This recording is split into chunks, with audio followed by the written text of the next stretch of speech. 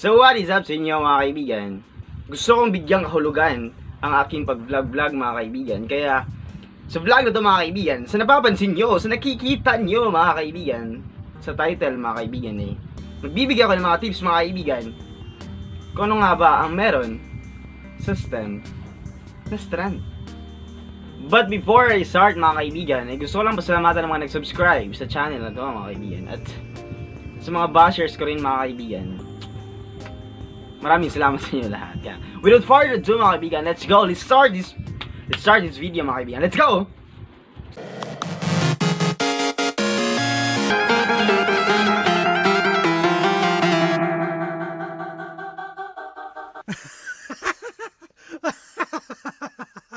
So hi everyone, I am Stems. So yun na mga kaibigan, if you are trying to get a engineering courses or science related course mga kaibigan in college, is you need to choose mga kaibigan the STEM strand, because in the STEM mga kaibigan there are a lot of subjects that will help you in taking the engineering courses or science related courses. And yes mga kaibigan, ang ibibigay ko lang sa inyo ngayon mga kaibigan ay ang positive at negative side ng pagiging STEM student. Magsisimula tayo ngayon kaibigan sa negative side mga kaibigan. The first negative side mga kaibigan, pagiging STEM student mga kaibigan is first, being STEM student mga kaibigan, very hard. Yes mga kaibigan, you heard it clearly mga kaibigan, that being STEM student mga kaibigan is very hard. Especially mga kaibigan, in the sense that there are very hard subjects mga kaibigan. Lalo na pre-calculus or basic calculus mga kaibigan, chemistry, or every additional subjects mga kaibigan in the STEM strand. Dito sa STEM mga kaibigan ay meron silang I think 12 subjects. Kasi sa I don't know the exact subjects mga kaibigan, but I'm pretty sure mga kaibigan that in every STEM mga kaibigan ay merong kukuning subjects at merong ipupuna mga kaibigan.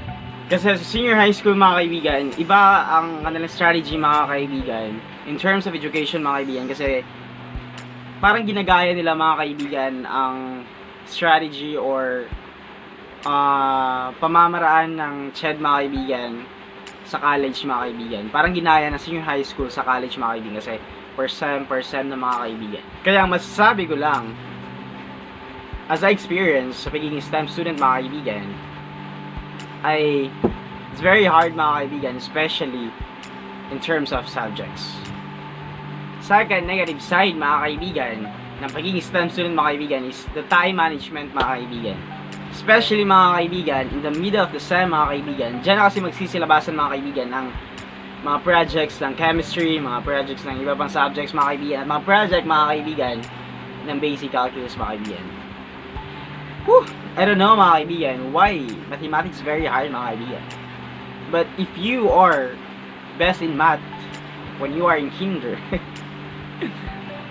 if you are best in math mga kaibigan, try to choose the STEM mga kaibigan, because wala lang, it's very perfect mga kaibigan, but it's very hard and you need to balance your time mga kaibigan, kasi there's a lot of activities and everything mga kaibigan. I know mga kaibigan that in every strand mga kaibigan you need to manage your time, but as STEM student mga kaibigan, as I experience mga kaibigan, kailangan mo talagang i-manage yung time mga kaibigan, at you need to develop mga kaibigan time management. If you enter this strand mga kaibigan, welcome. Sa kabilang dako mga kaibigan, sa positive side mga kaibigan ay syempre mga kaibigan, if you are a STEM student mga kaibigan, it serves as route mga kaibigan if you want to choose engineering courses or science related course mga kaibigan, like doctors and everything. So napapansin ko mga kaibigan that hindi lang sa engineering course mga kaibigan, pwede rin mga kaibigan mag-serve ang STEM strand mga kaibigan as routes if you want to become a police mga kaibigan, if you want to become everything mga kaibigan, pasok sa STEM strand mga kaibigan. That's the big positive impact mga kaibigan if you choose STEM strand mga kaibigan. Trust me, Wala lang mga kaibigan, nasasabi ko lang mga bagay na yun mga kaibigan, just an observation mga kaibigan, kasi mag-grade 12 ba ako mga kaibigan, at yun naman nakakalap kong mga balita mga kaibigan, that pagiging STEM strand mga kaibigan ay pwede mong pasukan lahat ng course mga kaibigan. At second positive mga kaibigan sa pagiging STEM student mga kaibigan ay syempre, STEM mga kaibigan is a math developer mga kaibigan.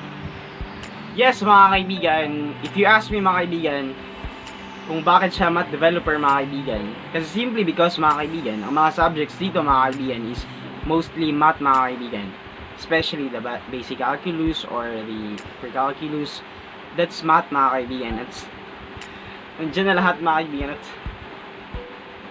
that's positive mga kaibigan kasi math developer siya mga kaibigan. And lastly mga kaibigan, sa pagiging STEM student mga kaibigan, dito mo ma-exercise mga kaibigan ang iyong trust sa iyong sarili mga kaibigan, kasi hindi mo madadala mga kaibigan sa pangungopia ang mga subjects dito mga kaibigan, lalo na ang pre-calculus mga kaibigan at chemistry mga kaibigan.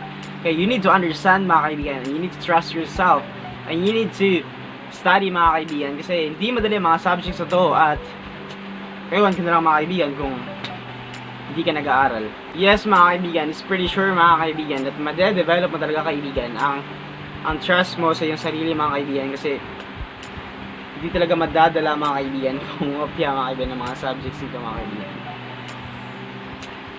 If you want to develop your trust in yourself mga kaibigan, pumasok ka sa strand na STEM mga kaibigan.